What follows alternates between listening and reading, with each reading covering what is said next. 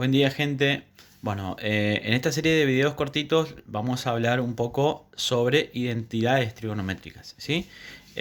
Como bien lo dice el material bibliográfico que nosotros utilizamos, que es el Baldor, para este tema, el material nos dice que las identidades trigonométricas son aquellas igualdades que se cumplen o se verifican para cualquier valor del ángulo que aparece en la igualdad, ¿sí?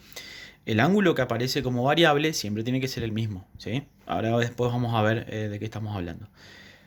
Existen varios métodos para probar identidades trigonométricas. Algunos que son muy interesantes, pero la estrategia que nosotros vamos a usar con más frecuencia o la más común que vamos a utilizar va a ser expresar todo, tratar de expresar todo en función del seno y coseno para que quede un poco más sencillo de ver y de explicar, digamos, o de probar, ¿sí? Para estudiar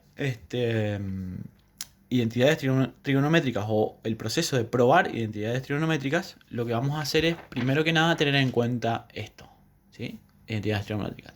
Acá tenemos el círculo trigonométrico de radio 1, ¿sí? Donde el radio vector vale 1. Tenemos el ángulo X, este es el triángulo OAB, rectángulo, triángulo rectángulo, este es el ángulo X. Acá vemos como este segmento, que es el cateto opuesto, ¿sí? A X es el seno de X, esto ya lo habíamos visto. Y habíamos probado también que este segmento OB es el coseno del ángulo X. Como esto es un triángulo rectángulo, aquí se verifica una relación pitagórica entre los lados del triángulo. ¿Cuál es esa relación pitagórica? Bueno, que OA, que es la hipotenusa, es igual a OA al cuadrado, perdón, es la hipotenusa al cuadrado es igual a la suma de los cuadrados de los catetos, o sea, AB al cuadrado más OB al cuadrado. Como AB es el seno de X y OB es el coseno de X y todo esto está igual a 1 al cuadrado, entonces nos queda que el seno al cuadrado de X más el coseno al cuadrado de X es igual a 1. Esta es una relación muy importante porque se utiliza muchas veces para probar identidades. ¿Cómo? Bueno, realizando reemplazos que ahora en los ejemplos vamos a ver bien. De esta igualdad, de esta relación, también se desprenden estas otras, que también son bastante utilizadas, que son el coseno de... Realizando operaciones en ambos miembros a esta igualdad, vamos a obtener esta y vamos a obtener esta, que dice que el coseno de x es igual a la raíz cuadrada de 1 menos seno cuadrado de x. Y el seno de x es igual a 1 menos coseno cuadrado de x, ¿sí? Bueno, teniendo en cuenta esto, y también les voy a mostrar esto que es detalladamente.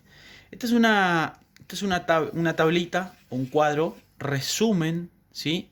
De relaciones entre las funciones trigonométricas, o de equivalencias, mejor dicho, entre las funciones trigonométricas.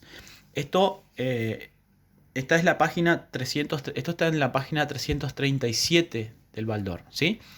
En páginas anteriores se ve de dónde salen todas estas equivalencias y está muy bien detallado el proceso de cómo se llega a todo esto. Esto vendría a ser, como bien lo dice acá, un resumen, pero nosotros vamos a utilizar con mucha frecuencia esto, ¿sí? Para probar identidades. Muy bien. Vamos con un ejemplo. El primer ejemplo que está acá, que yo lo tengo, esto está en el Baldor. Este es el ejercicio que ya les digo. Este es el ejercicio número 8 de identidades trigonométricas que está en el Baldor. Lo pueden revisar ahí. Obviamente esta es la forma en que yo la hice. Puede ser que haya otra forma, pero como les digo, esta es la forma o el método que yo utilicé.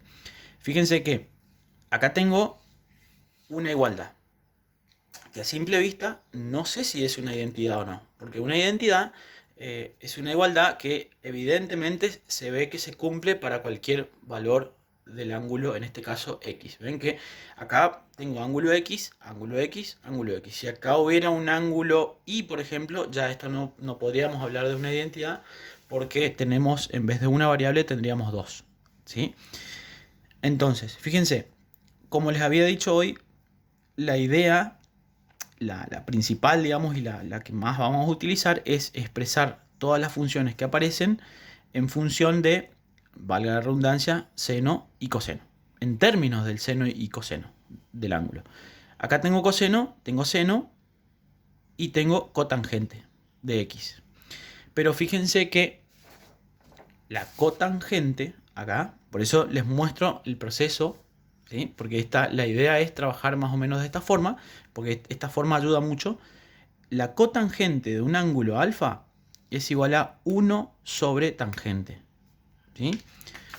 Entonces, fíjense que yo puedo expresar esta fracción la puedo expresar así, coseno de x por 1 sobre cotangente, ¿sí?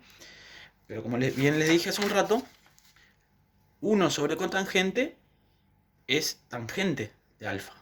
Entonces, si 1 sobre cotangente de x, que ya habíamos visto que es igual a la tangente, yo la puedo expresar en función de la tangente, en términos de la tangente, haciendo un reemplazo. Luego yo sé que la tangente de un ángulo, porque esto ya lo habíamos visto, es igual al seno del ángulo sobre el coseno del ángulo, ¿sí? Acá en esto se ve claramente que la tangente del ángulo es cateto opuesto sobre cateto adyacente, o sea, seno del ángulo sobre el coseno del ángulo. Entonces, estamos utilizando eso, reemplazando la tangente, lo reemplazamos por el seno dividido el coseno. Luego, fíjense que nos queda, para simplificar, coseno de x con coseno de x, que está en el denominador de la fracción. Entonces, simplificando, me queda que el seno de x es igual al seno de x acá.